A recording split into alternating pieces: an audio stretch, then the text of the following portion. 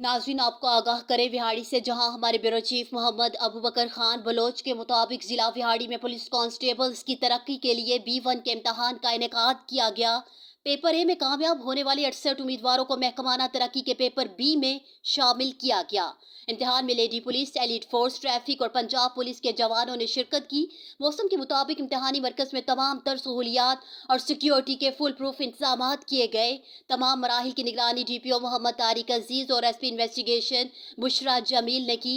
DPO ने खिताब करते हुए कहा कि डिसिप्लिन फोर्स होने के नाते कोई भी गैर डिसिप्लिन हरकत हरगिज बर्दाश्त नहीं की जाएगी। तमाम उम्मीदवार सिर्फ अपनी मेहनत, लगन, ईमानदारी और काबिलियत को शुआर बनाएं। असल हकदार को उनका हक दिया जाएगा।